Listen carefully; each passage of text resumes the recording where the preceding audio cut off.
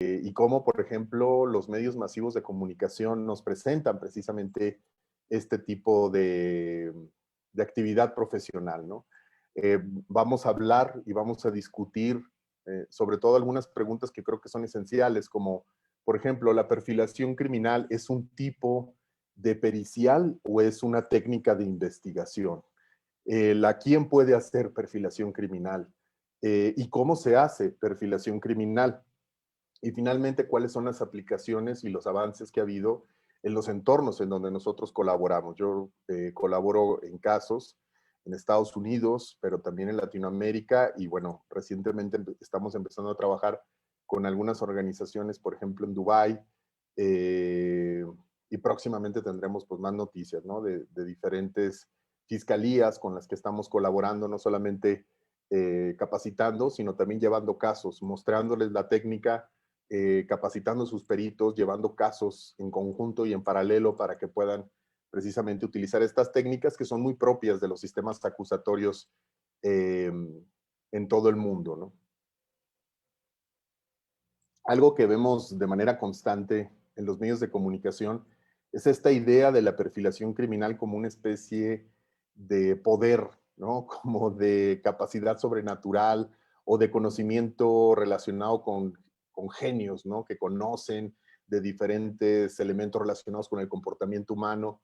Ahorita para preparar este seminario, quiero mostrarles algunos clips que encontré de programas de la televisión en donde muestran una supuesta perfilación criminal. Déjenme les muestro la primera. Miren, vamos a ver el clásico, ¿no? El clásico que todos ustedes conocen, que es déjenme ver si la, parece, creo que no la está reproduciendo como la debería de reproducir. A ver, lo vuelvo a intentar. Aquí está.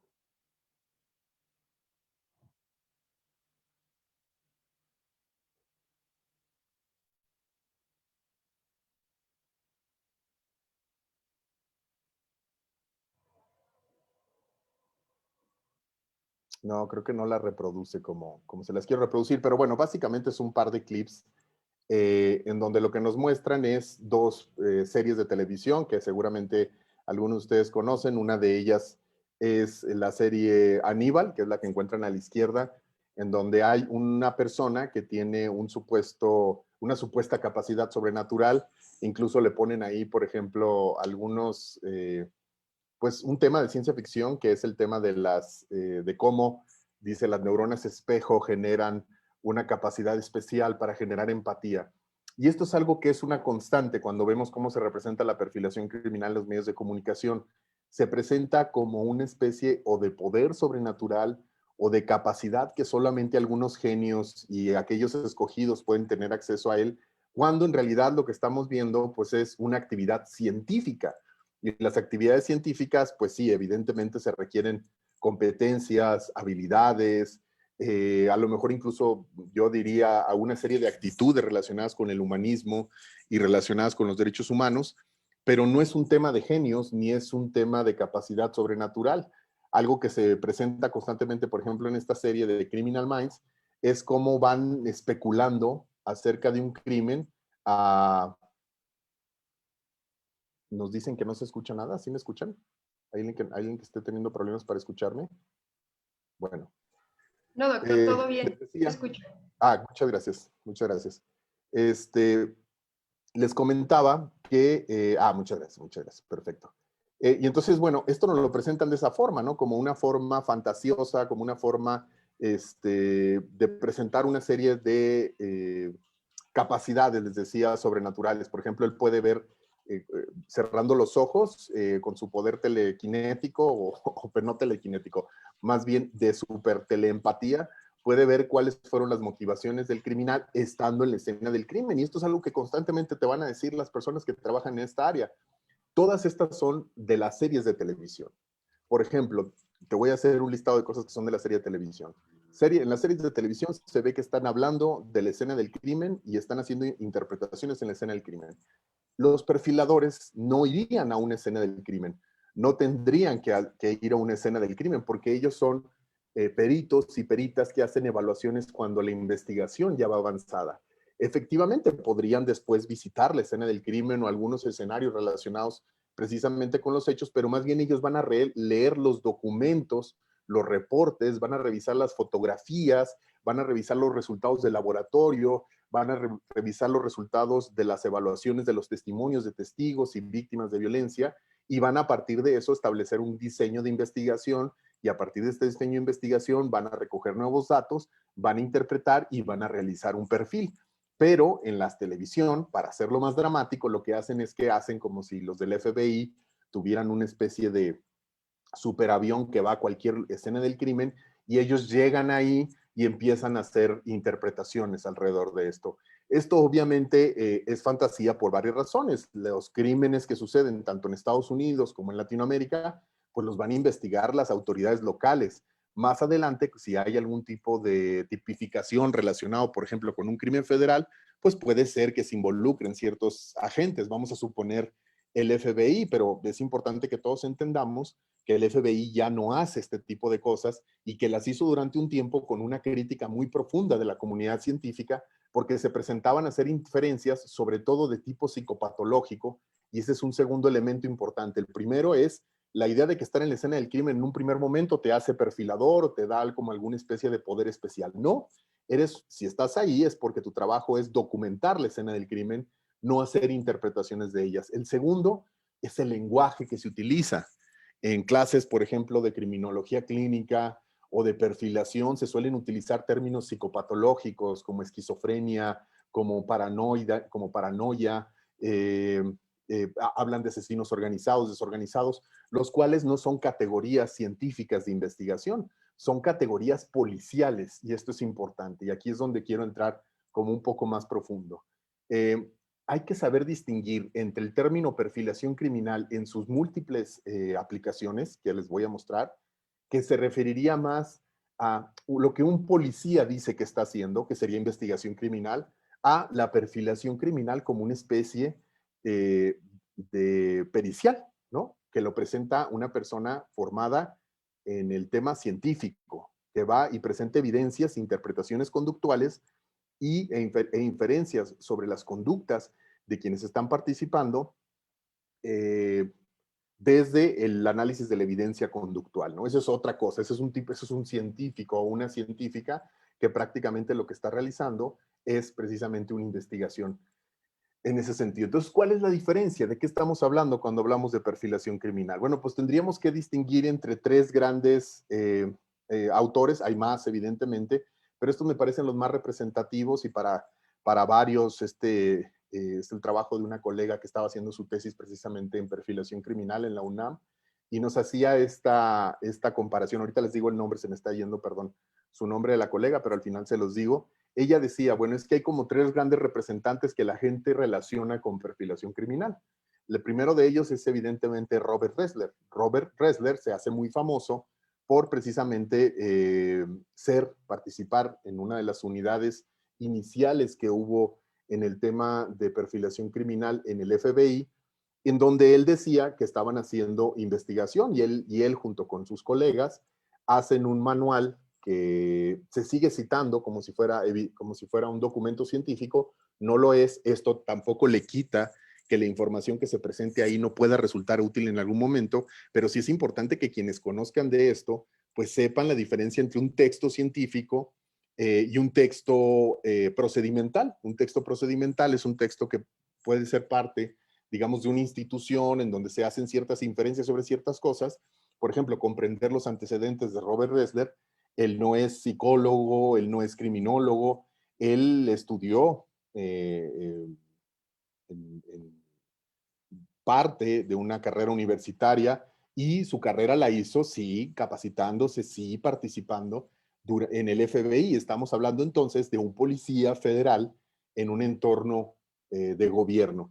El segundo, y a él se le atribuye la famosa perfilación nomotética. La perfilación nomotética es la que ustedes ven en Criminal Minds, que si se fijan los de Criminal Minds llegan y empiezan a recibir información de la escena del crimen o del crimen y empiezan a realizar inferencias acerca del agresor basada en su propia experiencia de los crímenes o de una supuesta literatura que realmente no existe. O sea, ellos hablan, por ejemplo, les quería mostrar una escena de donde se ve Criminal Minds y se ve uno pues de los buenos, ¿no? De Criminal Minds, explicándole a un panel como en una sala, como en una especie de war room, como el que aparece en una película de Stanley Kubrick, y entonces les empieza a decir con pantallas, dice, este tipo de crimen es típico, decía, de personas con un trastorno muy temprano en la infancia, decía, tal vez la muerte de su padre, algo así, decía. Lo cual ni hacen los, a ver, si me están escuchando criminólogos y criminólogas, estudiantes, eso no hace la psicología no está haciendo ese tipo de especulaciones, no está infiriendo trastornos mentales de la escena del crimen, eso no tiene ningún tipo de fundamento científico, ni ninguna persona dentro del campo de la psicología consideraría eso una práctica seria, ¿no? Pero aún así el FBI decide hacerlo y lo hizo durante algunos años, no haciendo investigación de crímenes, sino más bien, y esto es importante, participando en juicio como peritos, sí, como testigos expertos, pero sin haber realmente participado en una investigación activa, sino más bien haciendo una comparación entre el acusado, la persona que está acusada, el tipo de crimen y sus teorías. Entonces, un poco era una forma, digamos, de decir del Ministerio Público, el crimen se parece mucho a la persona que tenemos acusada y por lo tanto él es el culpable. Y aparte lo podemos culpar por estos otros crímenes porque tienen una especie de similitud que los agentes del FBI nos dicen que tienen. Esto le llamaban vinculación de caso. El segundo, nomotético, entonces es comparar el crimen que estás viendo con tus conocimientos, ¿no? Esto es organizado, desorganizado, esto es un asesinato de tipo, por ejemplo, cuando escuchamos gente diciendo, este es un asesinato de tipo crimen organizado, ¿no?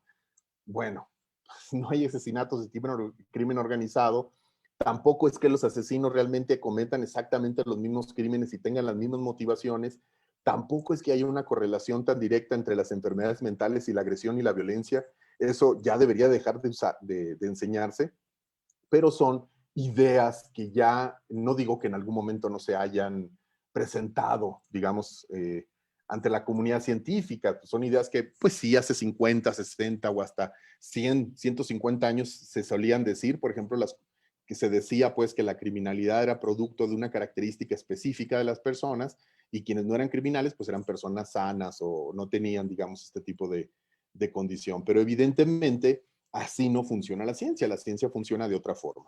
El segundo, pues es un amigo y colaborador mío, el doctor Brent, con el cual nosotros tenemos precisamente este Behavioral Science Lab, y él publica en el 99, junto con los colegas de la IFC, lo que sería el libro Criminal Profiling, primera edición, que ahora precisamente se está trabajando en la quinta edición ya, y es el texto pues, probablemente más citado en el ámbito académico, en el ámbito de los protocolos, es el texto y el análisis de la evidencia conductual es el que se utiliza y nosotros lo hemos incluido en protocolos de investigación de feminicidio en México, estamos trabajando ahora en Colombia, bueno, en varios lugares, obviamente en Estados Unidos, les decía yo en Dubái, y bueno, el trabajo del doctor Beren lo que hace es llevar el concepto de perfilación criminal, superar la idea importante de que el FBI lo inventa en los años 60, cuando en realidad es un concepto que proviene realmente desde Hans Gross, ¿no? Si nosotros rastreamos qué es la perfilación criminal, que en particular es, pues, interpretaciones del comportamiento a partir de términos como el modus operandi, firma, pues nos tendríamos que ir a la Europa de hace ciento y tantos años. Y de ahí, bueno, tendríamos que seguir la línea de otros autores, por ejemplo, en Estados Unidos, desde antes Paul Kirk, en California y bueno, muchos otros que han ido aportando a esto que le llamaríamos pues la perfilación criminal ideográfica. ¿Por qué se llama ideográfica? Porque esta en lugar de tratar de determinar quién es el agresor y cuáles son sus características desde la comparación con la experiencia que se tenga, se hace desde la investigación profunda de la víctima, de la escena del crimen, de las ciencias forenses. Y eso es lo que les quiero mostrar el día de hoy. Y también se le podría llamar perfilación criminal o se le ha llamado de manera tradicional el trabajo de Elliot Layton, que es un autor, un teórico, un antropólogo, que hace un trabajo para mí extraordinario, tomando este fenómeno de los asesinos en masa y asesinos en serie y darles, por ejemplo, una explicación desde la antropología. Y se aleja profundamente de las explicaciones que hace el FBI, Elliot Newton, y dice, no, no, no, esto no es de enfermedades mentales. Puede haber enfermedades involucradas, pero este tema tiene más que ver con lo que en una sociedad se considera adecuado, inadecuado, represiones. Básicamente dice, la mayoría son crímenes de odio. Y es algo que de hecho estamos trabajando el doctor Brent y yo, ahora que estamos haciendo una nueva clasificación de las motivaciones de los asesinos en serie y estamos incluyendo algunas ideas de Elliot Layton y otras de la perspectiva de derechos humanos. Entonces, bueno, de manera general, podríamos decir que aquí se encuentran estos autores y algo que también podríamos decir, déjenme se los muestro, ustedes pueden encontrar su literatura, ¿no? Y entonces pueden ver la diferencia, otra vez, vean ustedes el texto, cómo se llama el texto que escribe Robert Ressler, ¿no? Es un texto que se llama Aquel que pelea contra los monstruos, ¿no? Aquel que ve directamente a los ojos a la maldad. Mis 20 años tracking serial killers of the FBI, o sea, y esto es precisamente, para eso sirve esa literatura, para aquellos que les interese saber más sobre asesinos en serie, el misterio, para saber más sobre sus emociones, sobre sus sentimientos, sobre cómo se ve él a sí mismo con respecto a los asesinatos, pues este es un libro muy bueno, pero este es un libro que no citarías en una tesis, por ejemplo. Este es un libro que leerías más para saber más acerca de la vida de alguien, porque este no es un texto evidentemente científico. En cambio, los libros del tanto el doctor Brent como el doctor Elliot Newton, este no es que él ande investigando crímenes, él, hay que aclarar, él trabajó con la Interpol y trabajó con la policía de Inglaterra, recibiendo de manera académica expedientes para investigarlos. Él no necesariamente fue, hizo entrevistas con personas, sino lo que hizo fue utilizar los expedientes para hacer una tesis teórica, una tesis académica que nos permita comprender más la naturaleza de estos crímenes.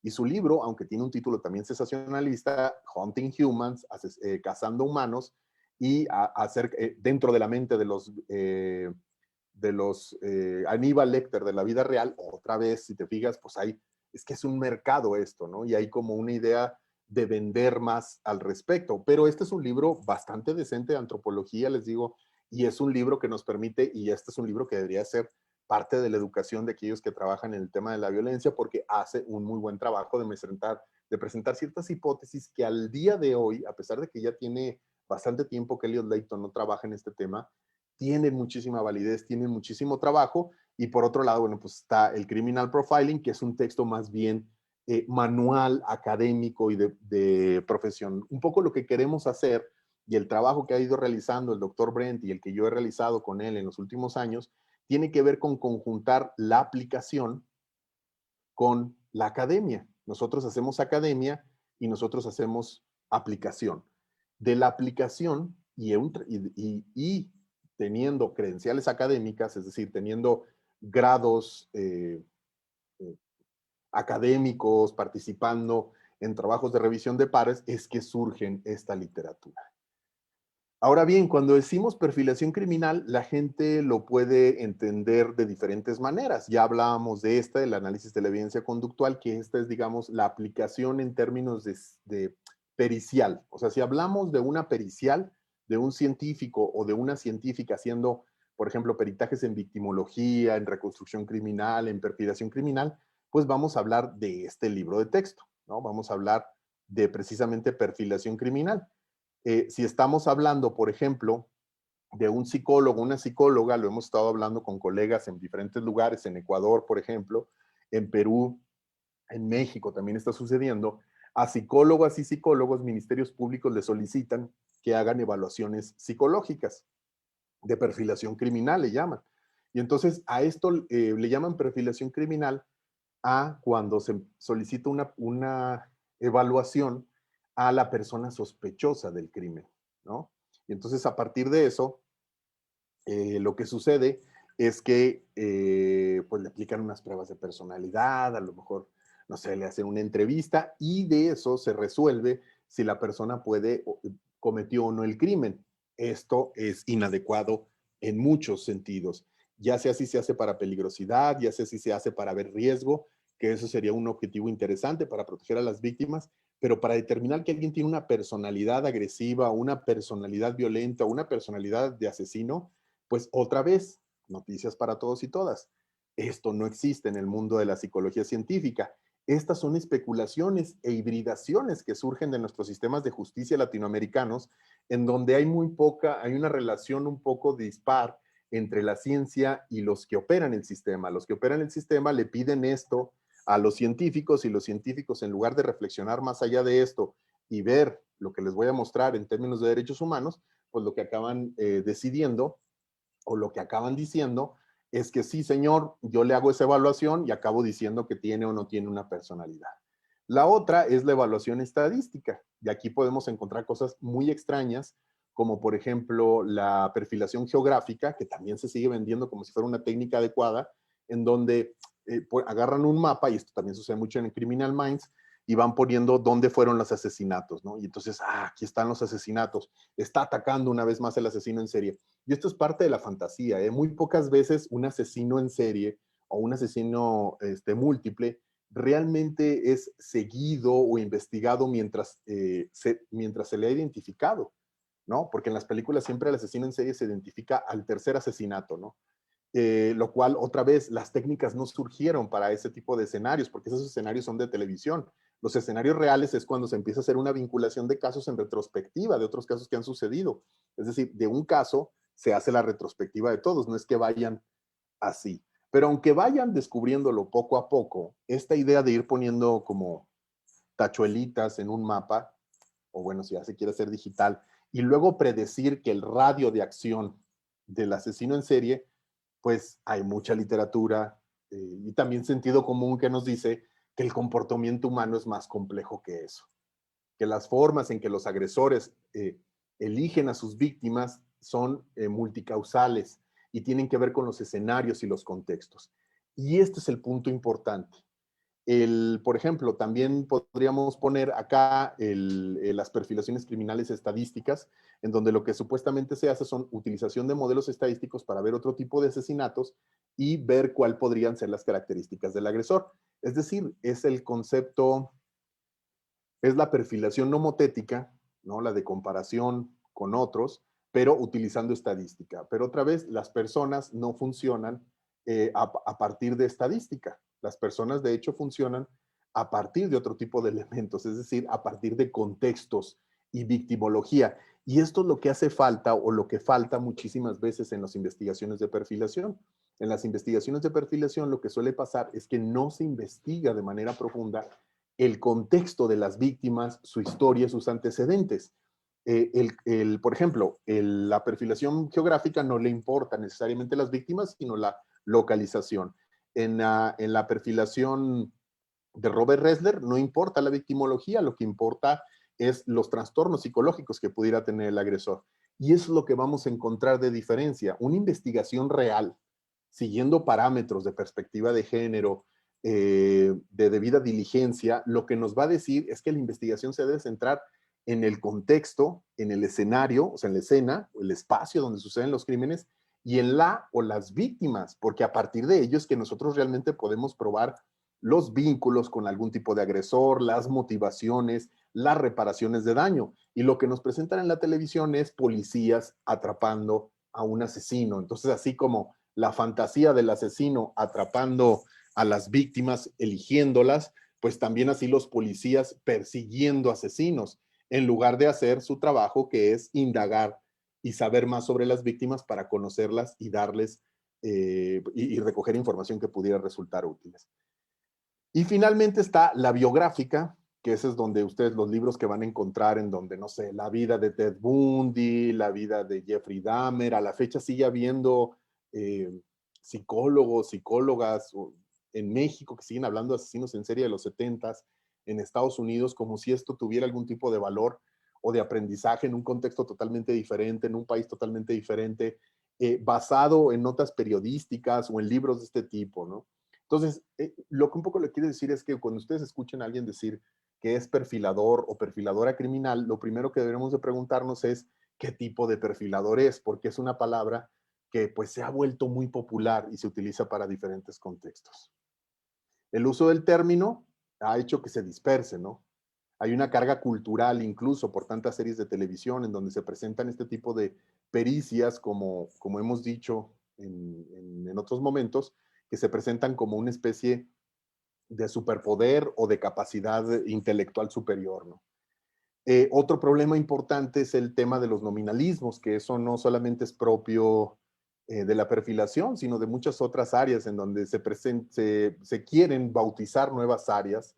A mí me ha tocado por lo menos conocer a dos personas que dicen que acaban de crear, tres, perdón, una, por cierto, que fuimos hasta juicio con él porque estaba ahí mintiendo al respecto de algunas cosas, y él decía que había creado un nuevo modelo. Las personas creen que se puede crear un modelo científico como en una tesis, ¿no? Una tesis de maestría. Por ejemplo, mi tesis de maestría es una nueva propuesta de modelo. Man, o sea, la investigación no funciona así. Requiere que tú te sustentes. O sea, ¿cuál es la diferencia con el nuevo modelo? ¿En qué está sustentado? ¿Cuáles son las aplicaciones que ha habido? Cuando hablamos de ciencias forenses, es muy importante que los modelos estén probados en investigaciones reales, que se hayan llevado a juicio, pues, y que se presenten en el mundo académico y se publiquen por revistas o eh, por autores o autoras reconocidos, pues. Pero como estamos en un entorno que se parece mucho al policial, en donde realmente no hay rigor académico, pues muchas personas pueden decir, acabo, esto es una creación mía, ¿no? Y esto no solamente es de perfilación criminal, por ejemplo, el análisis de mordidas surgió también de un policía que dijo que era muy importante evaluar mordidas y empezó a hacerlo. Y luego ya eventualmente tuvo cierto grado de digamos, de desarrollo esta técnica, pero a la fecha sigue teniendo muchísimos problemas, al igual que muchas otras, ¿no? El sensacionalismo alrededor de este tipo de crímenes, pues es bastante común. Se utiliza muchas de las veces las historias de asesinos en serie, es más, les ponen a los criminólogos capítulos de Criminal Minds para que hagan análisis. Es como si nos pusieran a nosotros los psicólogos capítulos también de Criminal Minds para que viéramos cómo sucede. Pues sería inaceptable en una universidad que nos pongan series de televisión para hacer análisis, si no es para darnos cuenta de que esto pues es pura fantasía. Pero si tu maestro, tu maestra te está poniendo series de televisión o películas, por ejemplo, para que veas cómo funciona la perfilación criminal, ahí tienen la respuesta si le está entendiendo o no le entiende. Pero a mí lo que más me preocupa es el tema de la pseudociencia, ¿no? El tema de la pseudociencia alrededor de la perfilación criminal. Se empiezan a utilizar conceptos fuera de totalmente contexto. Alguna vez me tocó ver un artículo de Rosmo, que él hace lo que le llama perfilación geográfica, que decía que estaba haciendo investigación en animales, en particular en tiburones y otros depredadores, decía él, para poder entender mejor la mente de un asesino en serie. Y esta representación clichésosa del asesino en serie como una especie de depredador sobrenatural o fuera de lo que es humano, es otro de los grandes clichés de cuando alguien no entiende sobre violencia. La violencia es mucho más compleja que las enfermedades mentales de las personas que la cometen o de la idea del lobo atrapando a su presa. Estas son imágenes de fetiche. Cuando digo imágenes de fetiche es, no tienen más contenido ideológico que científico, ¿no?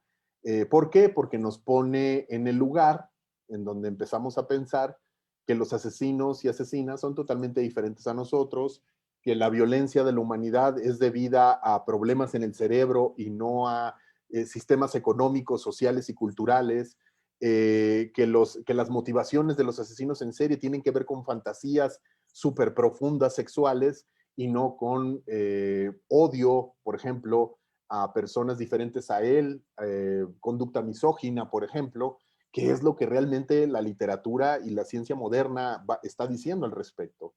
Es decir, muchos de aquellos que dicen que utilizan perfilación criminal están utilizando algo que los policías inventaron, que le pusieron palabras científicas y que ahora otros científicos inocentemente, yo diría incluso hasta algo ingenuos, empezaron a adoptar este tipo de términos para poder validar algo que está sucediendo, pero no lo es así. Existe, les decía yo, la literatura específica para poderlo hacer.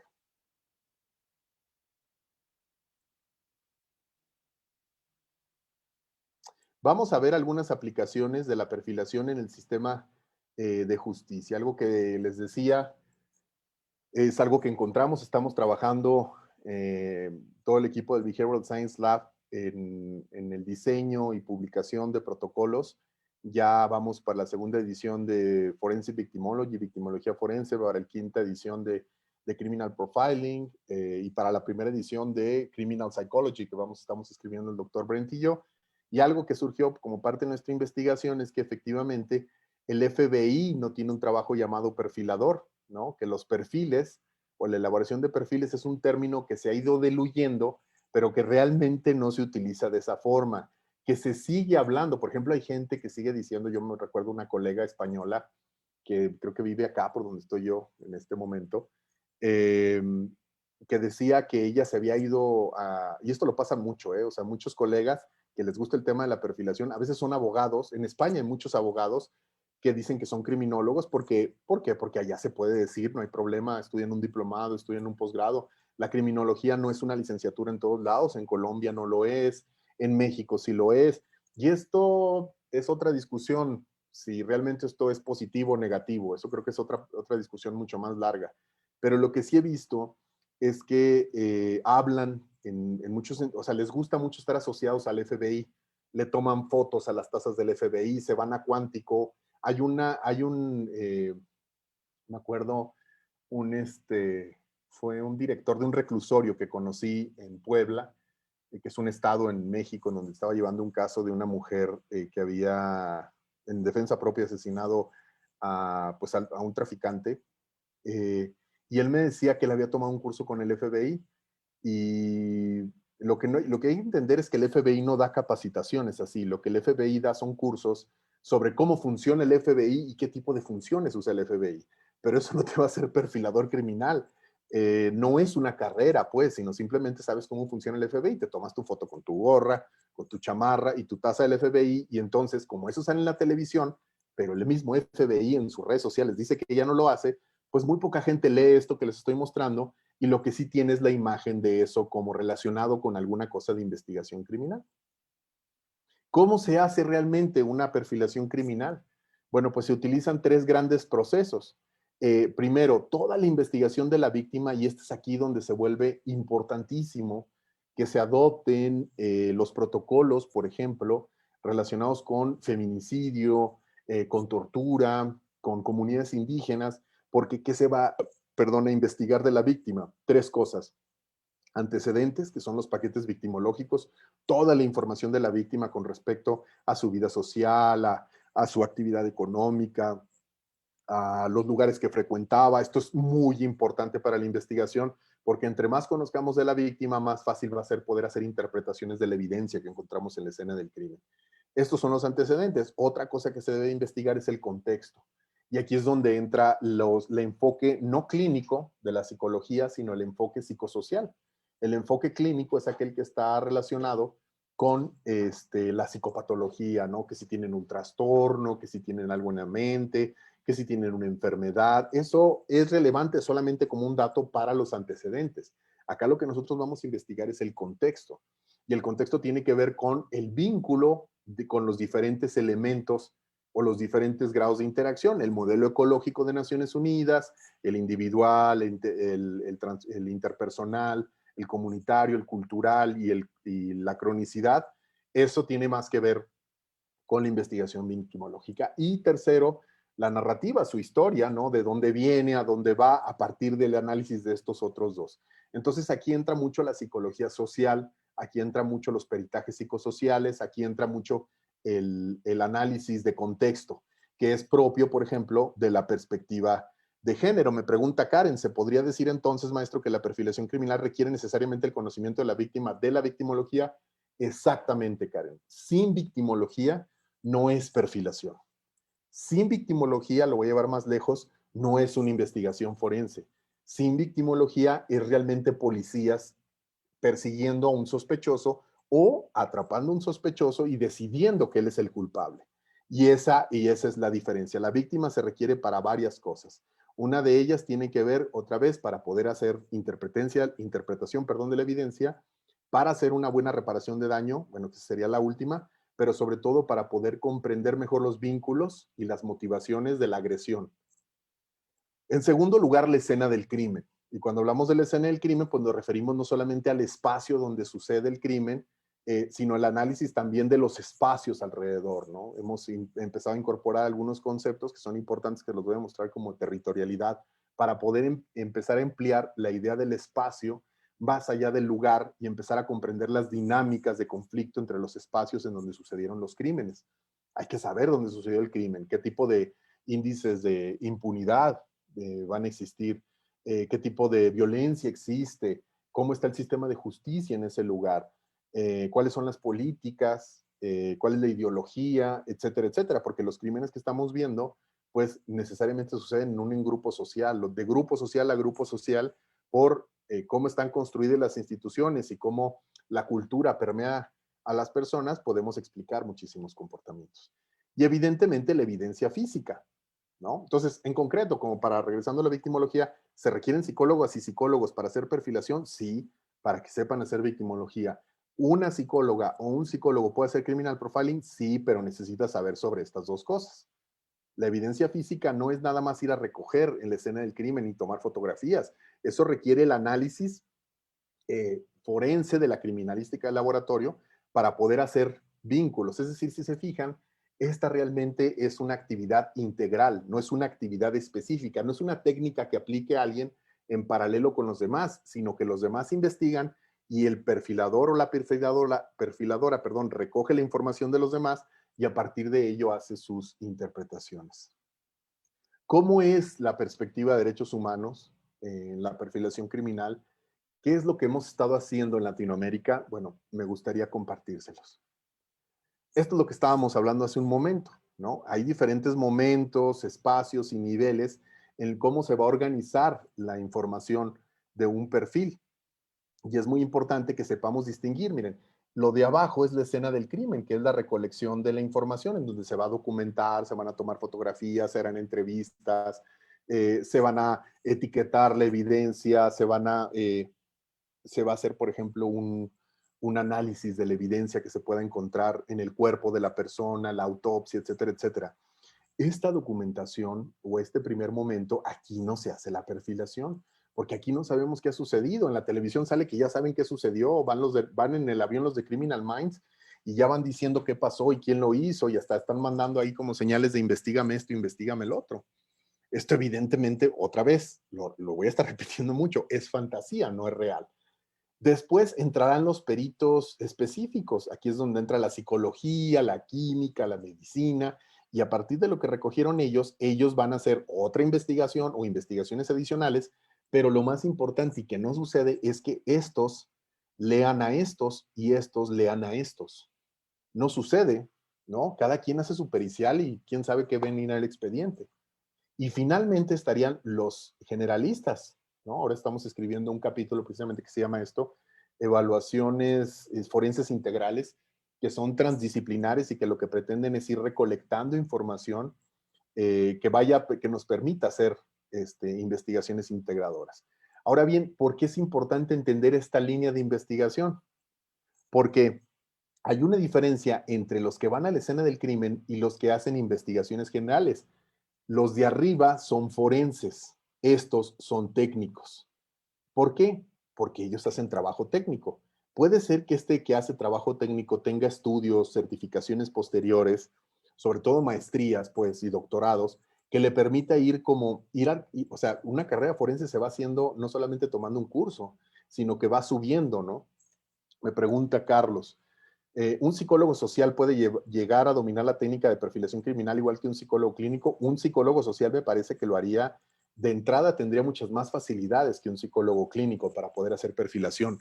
Evidentemente requiere la capacitación especializada para poderlo hacer. Esto hay que decirlo, pero el psicólogo clínico, y esto no se los digo nada más por decírselos, nosotros trabajamos con unidades de perfilación criminal y algo que nos encontramos constantemente es que los psicólogos y psicólogas clínicas les cuesta mucho trabajo comprender esto, porque solamente ven lo psicológico como un proceso de diagnóstico y no entienden las herramientas que, como bien dice Carlos, provee la psicología social. La psicología social te da contexto, la psicología social te da conceptos asociados, por ejemplo, a las perspectivas relacionadas con el género o las perspectivas con la colonia, o las perspectivas, bueno, otros elementos que resultan muy, muy importantes.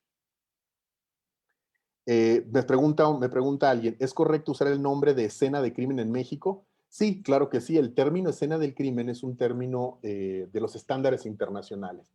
Lo voy a comentar de manera muy sencilla.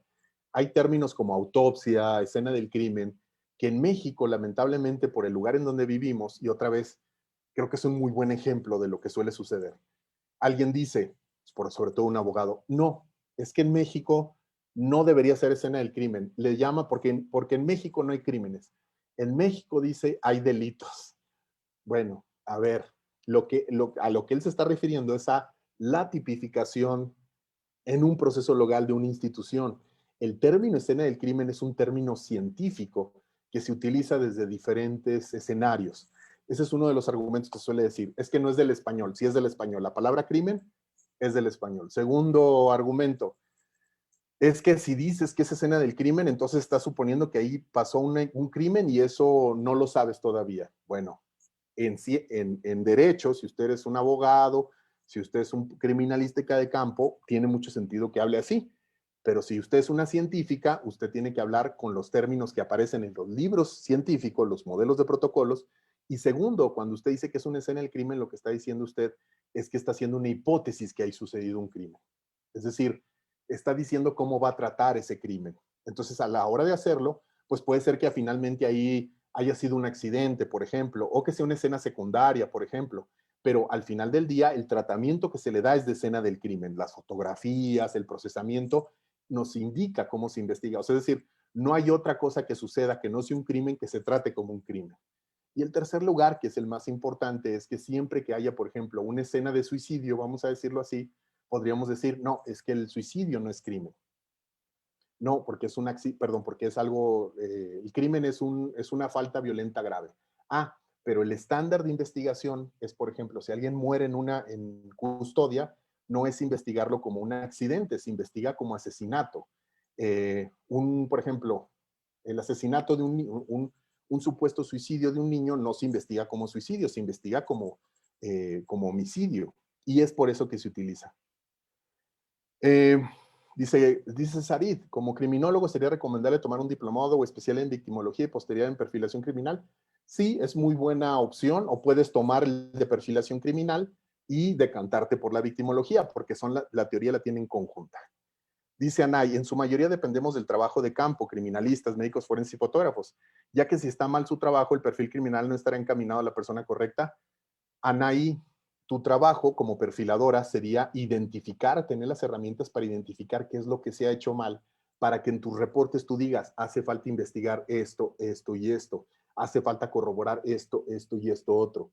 Después de que hagas eso, entonces entregas tu informe, se investiga, te dan la información y entonces empiezas a trabajar. Dice Luis Espinosa, en relación a una desaparición es posible realizar una perfilación. Lo que no siempre se va a requerir una perfilación. A ver si lo puedo explicar. La perfilación sucede, a lo mejor lo que se requiere en ese momento es una reconstrucción criminal. La perfilación será después. La perfilación es lo último de lo último. Pero, por ejemplo, para una desaparición tendríamos que recoger la evidencia, entrevistar a personas que estén alrededor del lugar, reconocer muchísima información sobre la víctima. Acabo de escribir precisamente un ensayo que lo va a publicar próximamente la Agencia de Cooperación Alemana sobre la investigación, sobre el uso de victimología para la investigación de personas desaparecidas. Entonces, se podría hacer una perfilación, pero lo más importante sería generar una reconstrucción criminal. Dice Karen, entonces el enfoque clínico resulta para nada viable en la perfilación.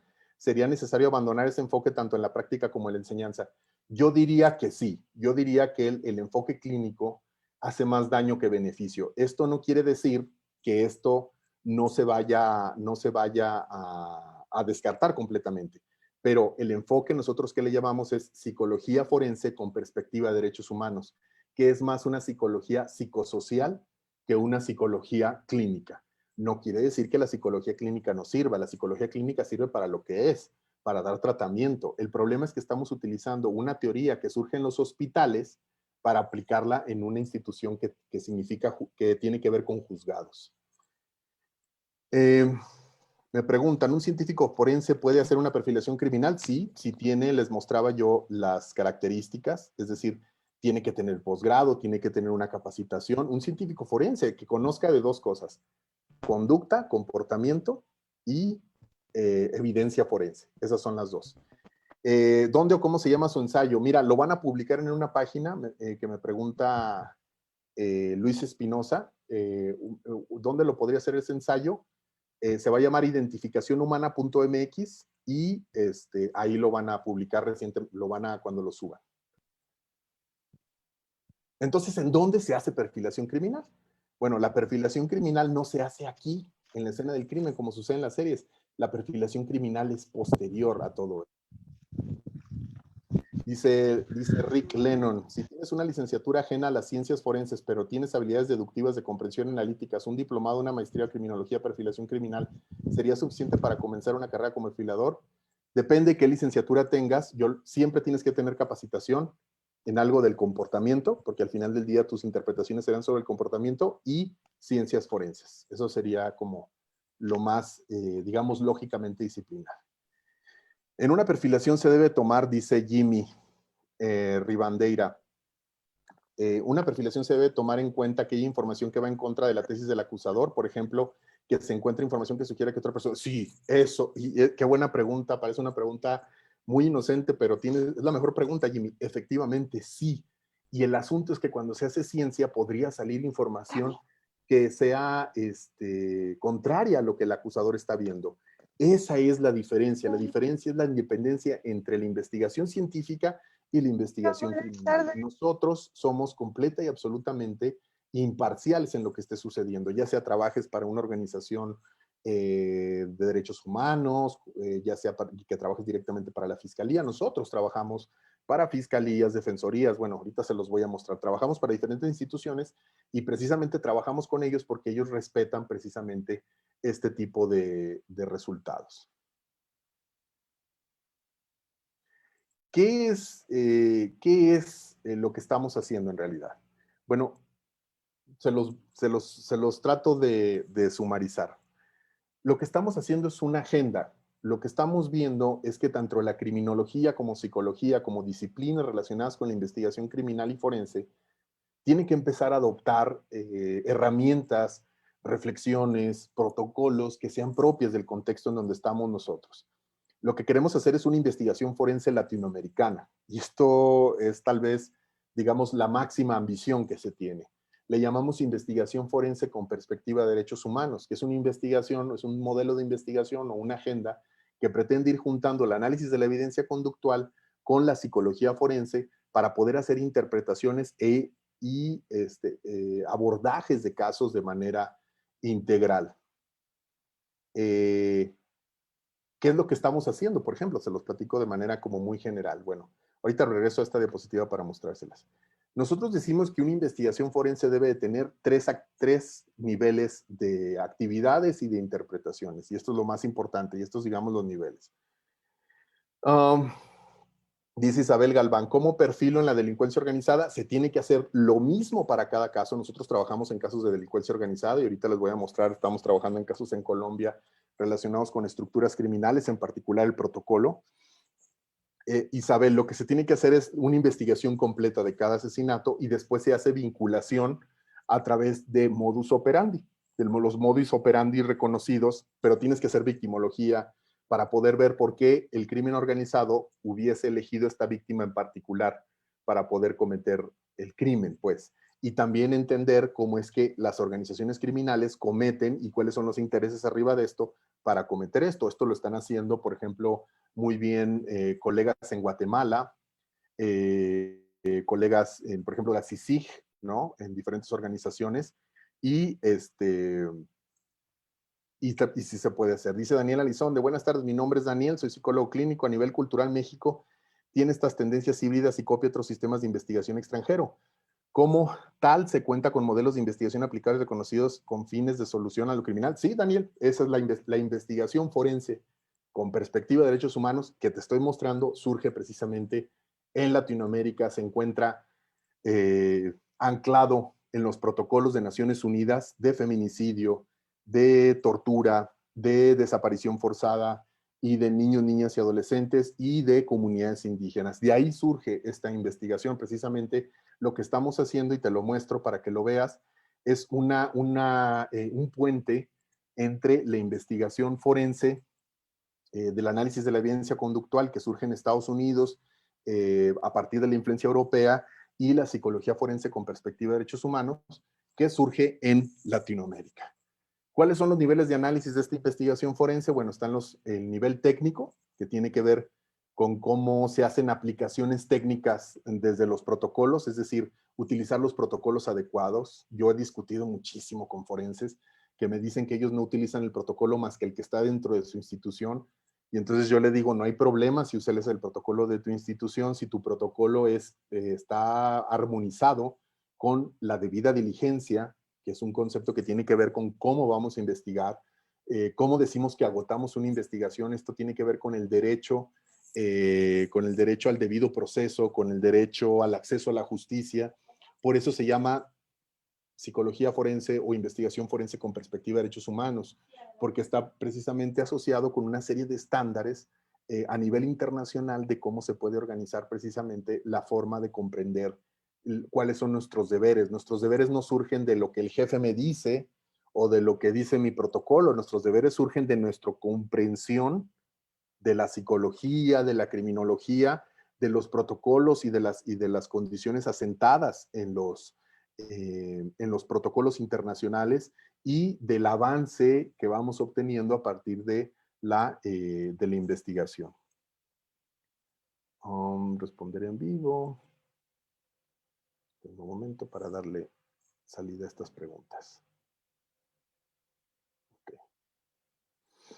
El segundo nivel es el nivel metodológico, que tiene que ver con cómo vamos a, finalmente, siendo la perfilación criminal una actividad forense, una actividad científica, qué tipo de metodología debe ser, ahorita se los voy a explicar. Y tercero, que es un nivel muy importante, es el nivel crítico o el nivel político. Y esto implica que la investigación debe de atender sesgos que podemos tener quienes hacemos investigación.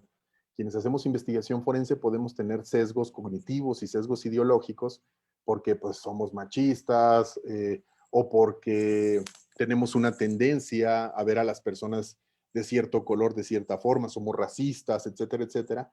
Pues bueno, la dimensión crítica lo que supone es que debe haber un monitoreo constante de mis interpretaciones precisamente para no caer en esto. El nivel crítico es el primer nivel que surge de como este modelo de investigación forense con perspectiva de derechos humanos, y incluye la perspectiva de género, la perspectiva de infancia, la perspectiva colonialista, en concreto la perspectiva interseccional. Lo que supone es que la interseccionalidad es un concepto que surge en Sudáfrica precisamente en los años, creo que 90, que es una mirada precisamente desde el feminismo, en donde nos dicen, ¿saben qué? Para poder realmente ver las diferencias, los mecanismos de opresión, lo que debemos de ver es diferentes aspectos como el género, la idea de raza, la colonización, la discapacidad. Es decir, nuestro mundo tiene marginaciones, nuestro mundo es injusto y esta injusticia está dada por prejuicios y por violencias sistemáticas, ¿no? Por ejemplo, en Latinoamérica, todo el problema que tenemos precisamente de violencia de género, que no es que no lo tengan en otros países, pero en Latinoamérica tenemos, recuerden que en México surge el término feminicidio, entonces tenemos una responsabilidad de poder aplicar esta perspectiva precisamente para que estemos cumpliendo con la debida diligencia. Dice Jesús, en relación con el narcotráfico, cuando existe violencia, ¿cómo despejar el narcotráfico con lo criminal? ¿Cómo aplicar ahí la perspectiva de derechos humanos cuando los implicados o involucrados son acusados o se les presume ser imputados sin serlos porque fueron amenazados? La perspectiva de derechos humanos implica una investigación exhaustiva. Entonces, si tienen a una persona acusada y no es, pues en la investigación va a salir. Así de sencillo. O sea, no estamos ahí para probar lo que el Ministerio Público o la policía decidió. Estamos ahí para mostrar evidencia científica de ciertos elementos que son importantes para esclarecer el crimen. Nosotros estamos ahí para esclarecer el crimen y para generar información que pueda permitir una mejor reparación de daño. El Ministerio Público está ahí para imputar con estas informaciones a un sospechoso o a una persona detenida. Nuestros trabajos son diferentes. El nivel crítico, pues implica precisamente esto que es la perspectiva que les decía interseccional, que habla precisamente de los niveles de dominación, privilegio y opresión, donde habla, por ejemplo, cómo la identidad LGBTI es una identidad que en nuestros países, por ejemplo, tan homofóbicos, tan puritanistas sobre todo, hacen que precisamente estas se vuelvan víctimas de muchísimos elementos, vivir en pobreza, el color de la piel, la identidad judía, por ejemplo, la misma infertilidad. O sea, hay diferentes sistemas de opresión que son muy importantes. El problema es que seguimos escuchando a investigadores, sobre todo hombres forenses criminales, diciendo que la perspectiva de género no tiene aplicación, que no es científica, cuando ellos mismos no son científicos. Si ustedes escuchan a una persona decir que la perspectiva de género no es científica, esa persona no es un científico porque no lee, porque si leyera un poco, rápidamente se daría cuál es el sistema de aplicación de esto. Dice, ¿cuáles son las diferencias, ventajas y desventajas de estudiar una maestría en ciencias forenses y psicología jurídica forense? Pues mira, si tú quieres estudiar una maestría en psicología jurídica y forense, me parece muy buena opción para entrarle. Y luego después te recomendaría que si quieres trabajar en el tema de la perfilación, estudies una certificación específica en perfilación criminal. ¿Cuál sería el trabajo, me pregunta Javier Sardina, de la policía en la investigación de perfilación criminal? Muy buena pregunta, Javier. El trabajo de la policía sería, nosotros trabajamos con la policía, nosotros le decimos, ¿sabes qué? Hace falta investigar tal cosa, y o ellos generan investigación. Sobre todo la policía es muy buena para recoger información sobre victimología forense y de corroborar hechos. Por ejemplo, si un testigo está diciendo que salió de una farmacia cuando se le hace la entrevista, pues ir a checar en la farmacia a ver si realmente esa hora estuvo. O si esa persona dice que nunca ha tenido problemas con mujeres, por ejemplo, el abusador, pues ir a buscar a personas parejas anteriores para ver si sale información de eso. Ese sería, la policía hace un trabajo fundamental. El problema es que a veces no se les dan las condiciones para hacerlo. Dice Julio César, ¿qué papel juega el DSM en la perfilación criminal? Te voy a dar la respuesta más sencilla. Ninguno. El DSM no tiene cabida en el mundo forense.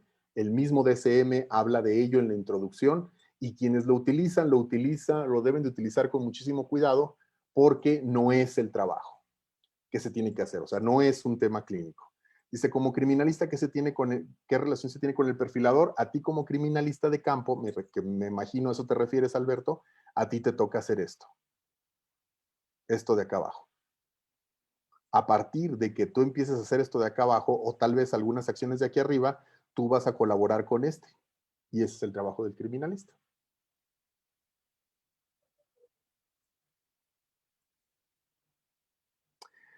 Dice Carlos Gutiérrez, en la Fiscalía Especial de Feminicidio de la CDM, que tiene un área especializada en transfeminicidio, de personas que han cambiado lealmente de cambio de género. ¿No resulta esto una exageración en términos de género? ¿Podría ser esto una figura jurídico-política, ser parte de las investigaciones de instituciones como el Behavioral Science Lab?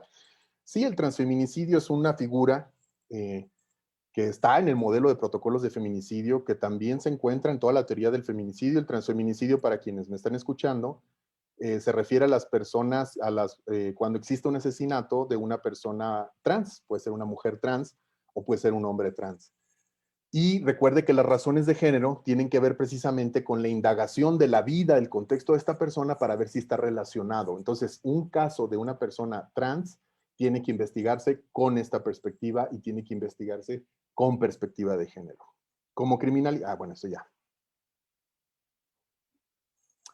Estudio la carrera de criminología y criminalística para ser perfilador. ¿Bastaría con una certificación de perfilación o qué más necesito? Disculpe por interrumpir, no te preocupes, Alberto. Pues sí, un diplomado y obviamente pues que hagas prácticas, ¿no? O sea, porque este trabajo pues sí requiere que tú estés constantemente haciendo aplicaciones. El nivel metodológico, bueno, pues es el nivel donde vamos a discutir los elementos de cómo se van a hacer interpretaciones científicas. Bueno, acá, perdón, antes de hablar con esto, está hablando de la consistencia de la evaluación. La evaluación es un proceso bastante complejo para poder valorar el comportamiento de alguien, que no tiene que ver con ver algo y hacer una inferencia. Eso no se hace en la perfilación criminal. Y cuando hablamos de sesgos cognitivos, es muy importante que también tengamos capacitación en temas como de estudio de ideologías, psicología crítica y psicología social. Esos son los elementos más importantes que tienen que ver precisamente con este nivel. O sea, el nivel es, necesitamos, lo que quiero decir es, necesitamos científicos y científicas forenses que vean de manera crítica su trabajo, precisamente para no caer en las hipótesis que les están dando, porque nuestro trabajo como científicos es dudar. Ese es nuestro trabajo, dudar.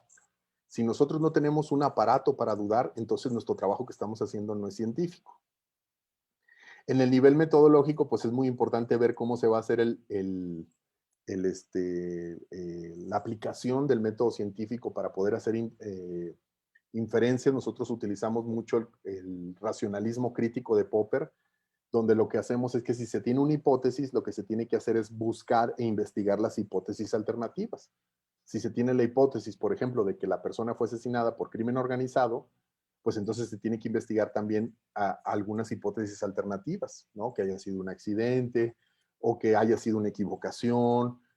Todas las hipótesis se tienen que investigar, que sean sobre todo las alternativas a la que tú crees, para poder corroborar finalmente esta. Ya decíamos que existen dos enfoques en la perfilación criminal, lo nomotético y lo ideográfico.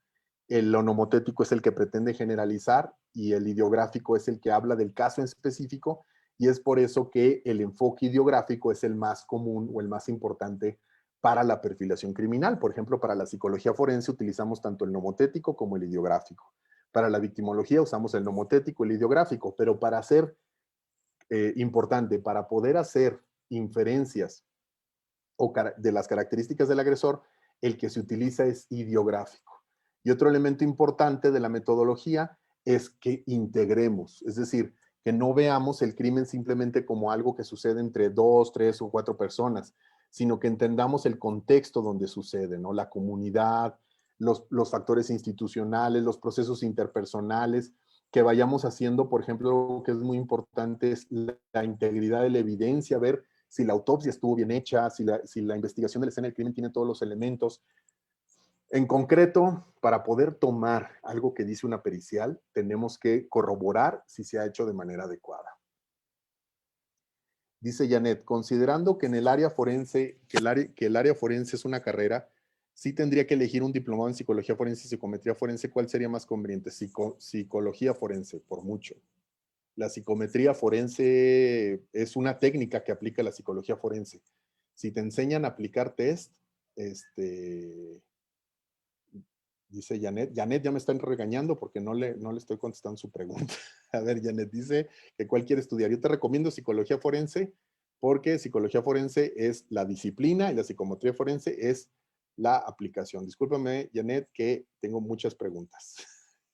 Perfilación o psicometría forense. Bueno, si eres psicóloga, yo te recomiendo que estudies primero psicología forense y la psicometría forense, pues es nomás aprender a aplicar test y aprender a aplicar test. Imagínate aplicar test a personas indígenas, a personas que o sea, no porque no puedan, sino porque no aplican para ellos, o no aplican para una persona en la cárcel, o no aplica para una persona en el hospital, o no aplica. La psicometría forense es simplemente el entendimiento de la aplicación de una técnica dentro de un enfoque. Y bueno, ya le respondía. Hay otras preguntas. ¿Cuál sería un buen resultado de la investigación en una perfilación criminal? Donde haya una reconstrucción criminal, haya una comprensión de la víctima y haya una comprensión del contexto del crimen que se sucedió. Ese sería un muy buen resultado en una perfilación criminal. Y finalmente el nivel técnico, que esto es lo más básico. El nivel técnico es qué vamos a hacer, cómo vamos a entrevistar. Por ejemplo, en el nivel técnico, Janet, estaría la psicometría. ¿Qué test voy a aplicar? Pero si te fijas, el test es solamente un elemento de un proceso mucho más complejo. No es lo más fundamental. El problema es que se le está empezando a enseñar a la gente que estudia psicología forense o que estudie la psicología forense desde los test, lo cual es un error catastrófico, porque estamos cambiando del enfoque clínico que teníamos al enfoque psicométrico, cuando el enfoque que debemos de hacer es el enfoque psicosocial. Dice Jimmy, los resultados de una perfilación puede contener varias hipótesis. Sí, claro. No varias hipótesis generales, sino más bien varios elementos de que pudo haber sucedido esto, pudo haber sucedido el otro, de acuerdo a la evidencia científica, no la perfilación. La que la va a tener va a ser la reconstrucción criminal. Entonces, finalmente, en este elemento, el nivel técnico tiene que ver con la aplicación de las buenas prácticas, ¿no? Y cuando digo buenas prácticas, me refiero al uso de protocolos, al uso de procedimientos. Yo, bueno, les comento y les voy a comentar al final, para quien quiera tener la constancia de esta conferencia, la pueden solicitar aquí mismo, creo que van a ponerles un link ahí en el chat, lo voy a repetir más adelante, y les voy a hacer llegar, uy, no te preocupes, Janet, les voy a hacer llegar, bueno, les van a hacer llegar la constancia y le hice llegar a los organizadores una serie de protocolos y procedimientos de PDFs para que ustedes también tengan acceso a ello. Entonces, si quieren la constancia, con mucho gusto la pueden solicitar, no conmigo, solicítala con la organización, les dan su constancia y les dan material en donde vienen algunos protocolos que yo mismo he publicado junto con otros colegas y bueno, material que espero les sea útil. Dice, ¿qué tipo de test recomienda al momento de la perfilación criminal? Ninguno. A la perfilación criminal, a las personas no es para aplicarles test. Eso no sería una perfilación criminal. Cuando estamos sentados frente a una persona y le estamos haciendo test, eso no es perfilación criminal. La perfilación criminal es la inferencia de las características del agresor a partir de la investigación del caso. Y eso podría incluir el testimonio del agresor. Por ejemplo, el testimonio podría ser que la persona sospechosa te diga, es que yo llegué a tal hora y ya estaba colgada, por ejemplo, ¿no? Bueno, pues se hace una investigación y nos damos cuenta que su testimonio no es consistente con la evidencia física. Entonces, por lo tanto, si no, pues entonces eso le sirve al Ministerio Público para decir, aquí esta persona está mintiendo, ¿no?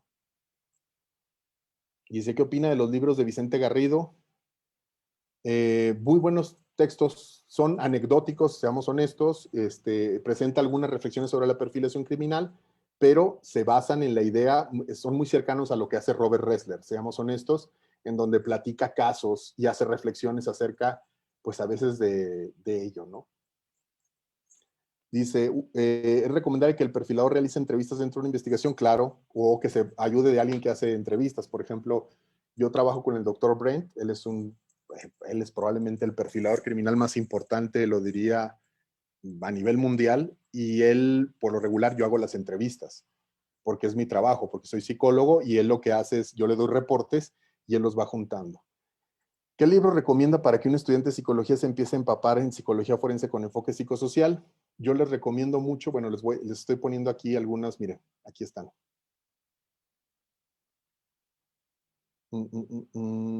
Dice Leticia, la perfilación es un tema muy importante que creo que debería ser impartido como un tema muy importante para la formación del Ministerio Público. Sí, estamos de acuerdo, compárteles este video.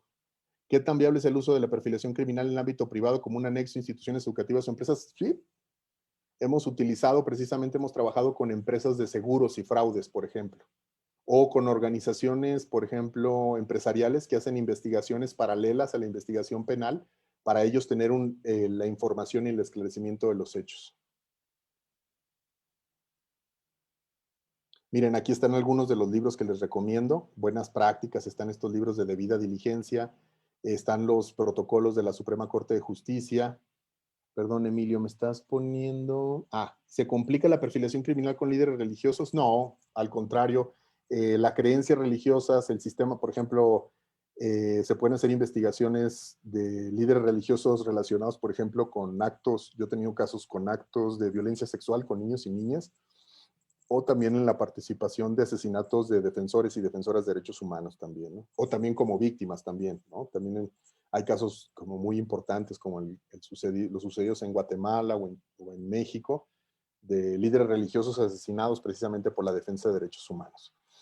¿Qué implica esta perspectiva? Bueno, implica que también cambiemos la actitud, ¿no? Esto también es muy importante.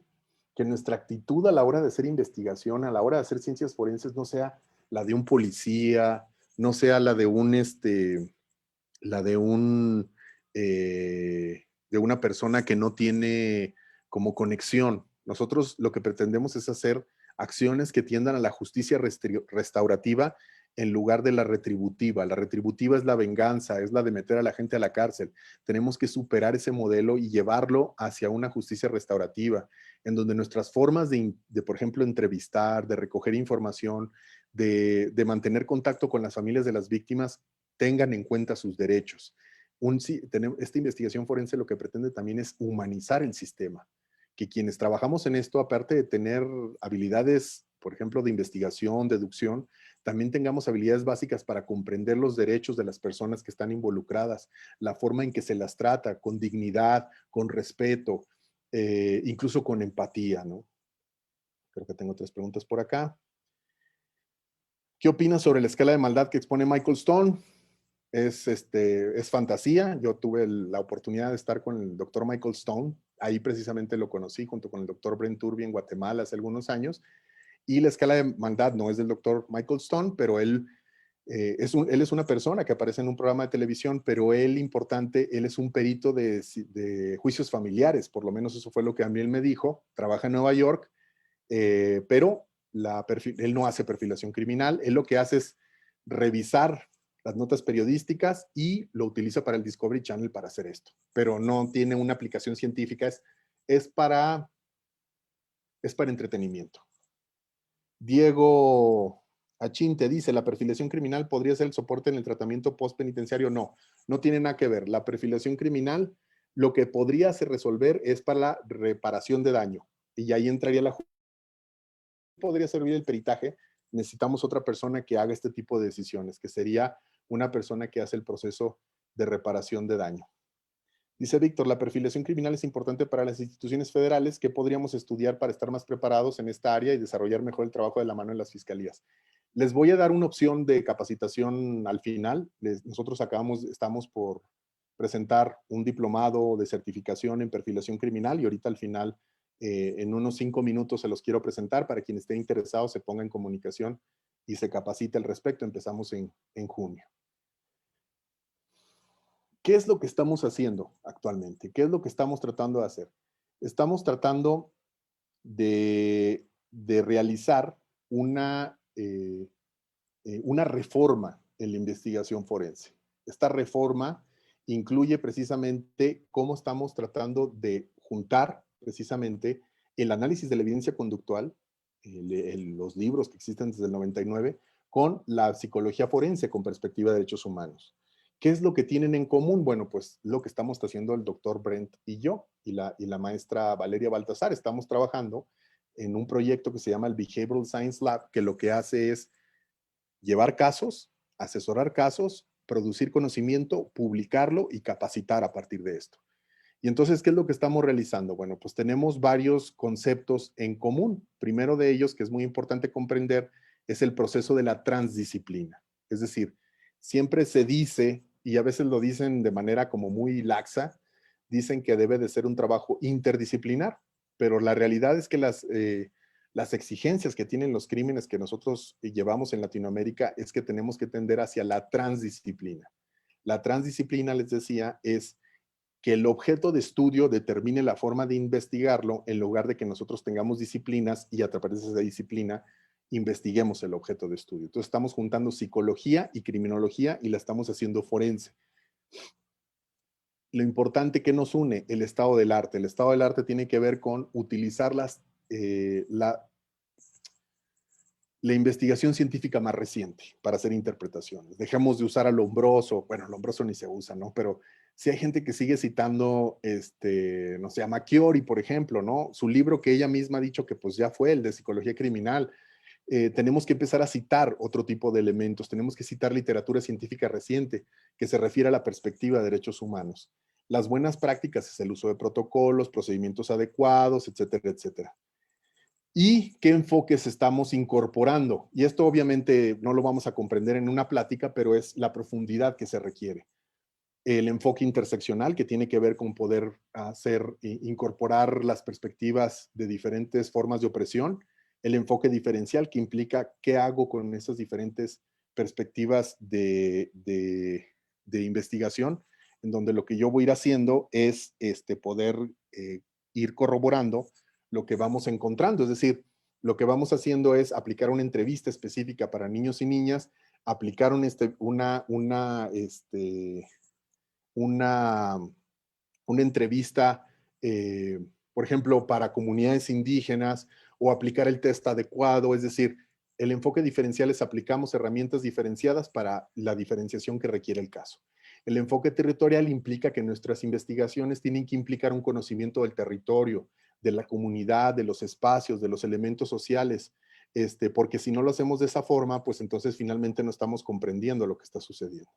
A ver, denme un momento.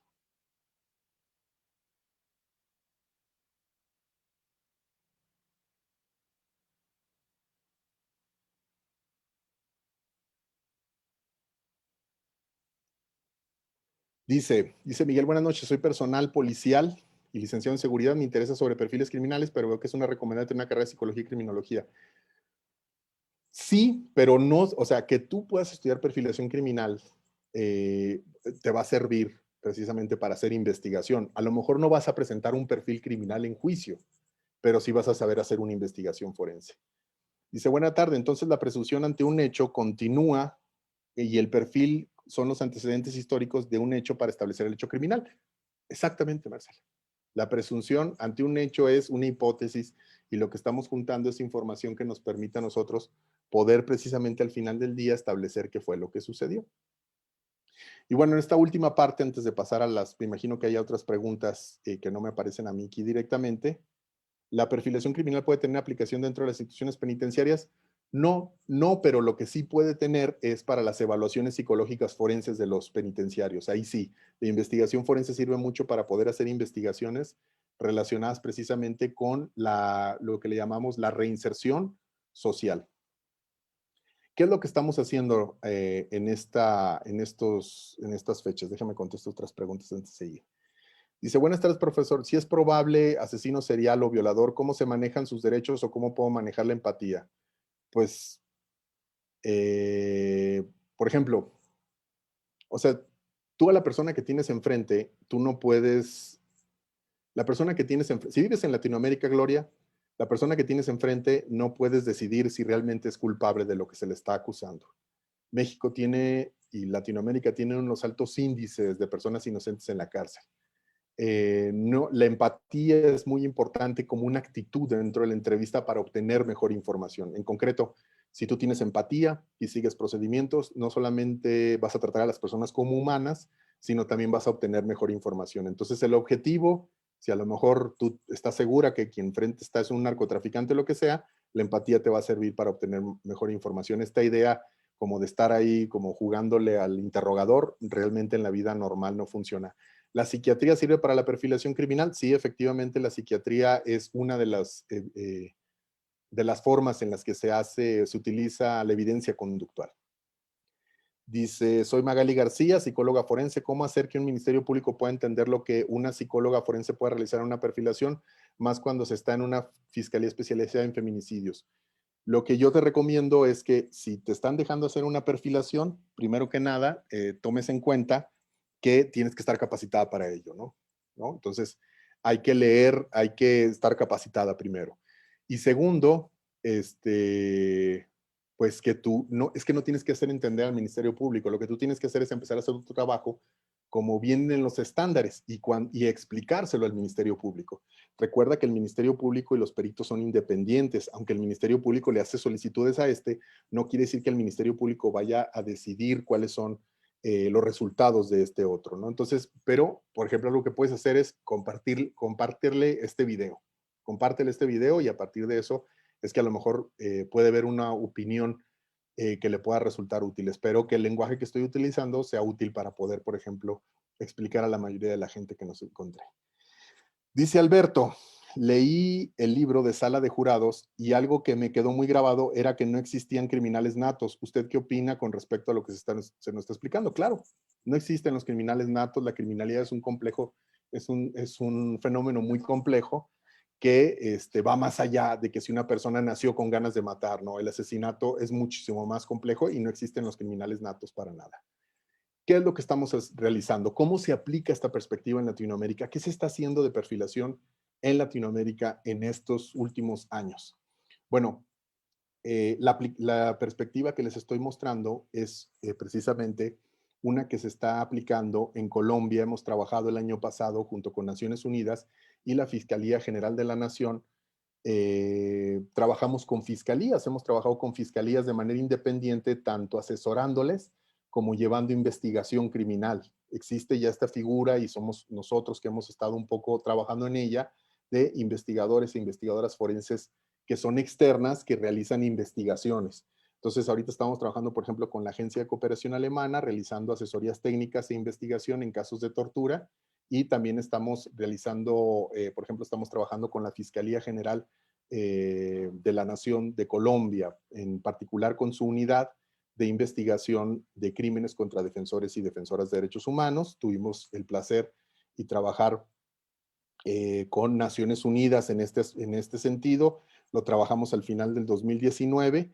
También hemos estado trabajando no solamente con fiscalías, sino este año empezamos a trabajar también con defensorías públicas. Yo durante mucho tiempo trabajé con defensorías públicas en el tema de tortura, y ahorita estamos trabajando con la Embajada Americana y el proyecto Java, trabajando con defensorías públicas, con defensores que le llamamos defensores de alto impacto.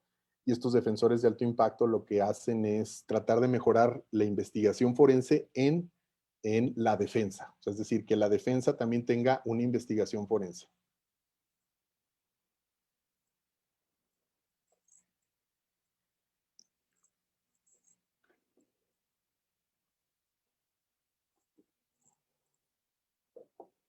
Hemos trabajado y estamos trabajando también con observatorios de violencia de género, organizaciones, por ejemplo, de defensoría por parte de feministas. Déjenme les muestro. Acá está. Esto es lo que somos. El Behavioral Science Lab. Estos somos los que lo estamos trabajando, y trabajamos con diferentes modalidades de asesorías, con diferentes organizaciones de manera independiente.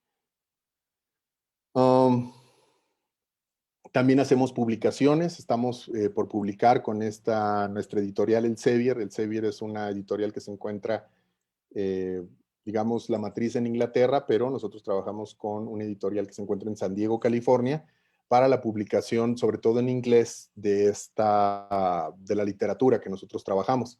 También hemos fundado una editorial para hacer las publicaciones en español de los libros en inglés, y quien esté interesado se puede poner en contacto para comprar algunos de estos libros de texto. Los de inglés los pueden encontrar en Amazon. Busquen mi nombre o busquen el nombre del doctor Turbi y lo van a encontrar. Y finalmente hemos estado trabajando en temas de posgrados. Estamos por anunciar el posgrado en perfilación criminal, una maestría, también el posgrado en psicología forense. Y tenemos una diplomado de certificación con el INACIPE. Este es un diplomado en investigación forense de tortura y protocolo de Estambul. Se pueden meter a la página del INACIPE y reconocer más sobre él. Y les voy a dejar el dato, sí, efectivamente. Déjenme, les dejo los datos. Me quiero dar 5 minutos. Aurelio Israel Coronado Mares, ese es mi nombre. Me quiero dar un momento para presentarles, en este momento, 5 minutos para presentarles el diplomado en perfilación criminal. Es un diplomado donde participan diferentes países y diferentes ponentes, en donde colaboramos con diferentes organizaciones que tienen que ver precisamente con la investigación forense, la investigación criminal, la seguridad o los derechos humanos. Y lo que estamos haciendo precisamente es trabajar desde el Consejo Certificador, desde el Instituto Iberoamericano de Estudios para la Paz en España, desde las instituciones del Centro de Estudios Regionales en Guatemala, desde las universidades E1, desde el Instituto Nacional de Ciencias Penales y Forenses. Y bueno, lo que les quiero presentar es esta opción de certificación para quienes estén interesados. Aquí les presento a los ponentes. Empezamos en junio. Van a ser 2 horas a la semana, 2 sesiones, 2 horas a la semana. Si se quieren certificar, tienen que tomar 120 horas de capacitación. y tienen que hacer un examen. Déjenme les presento a los ponentes. Acá estamos, quienes estamos trabajando, el doctor Brent Turbi, que él es autor precisamente de Perfilación Criminal y para nuestro ponente principal. Tenemos al maestro Deimer Meléndez, que es para mí uno de los investigadores criminales más importantes de Latinoamérica, con experiencia en Interpol, con experiencia en la CICIG. También tenemos a Aníbal Argüello, que también trabajó de Guatemala, que trabaja en el tema de crimen organizado, delincuencia organizada, corrupción, trabajó en la CICIG y también ha aplicado el análisis de la evidencia conductual para la investigación y la vinculación de este tipo de casos de corrupción. La maestra Jennifer Bravo, de ONU Mujeres, que trabaja precisamente como Ministerio Público, ha trabajado casos importantísimos en Latinoamérica que tiene que ver con violencia de género y que tiene que ver con comunidades indígenas. El doctor Leonardo González, que es uno de nuestros, digamos, colegas con los que hemos escrito, y él trabaja el tema de reparación de daño, él trabaja cultura de la paz, derechos humanos. El maestro Milos Kunz, que es de Suecia, que trabajó mucho tiempo en Guatemala y en Colombia con ONU, trabajando en el tema de violaciones a los derechos humanos, que trabaja también con... por cierto, les digo, para los que me están escuchando, se pueden meter a Zoom y en este momento pueden ver el link que acaba de poner el Colegio de Estudios Multidisciplinarios.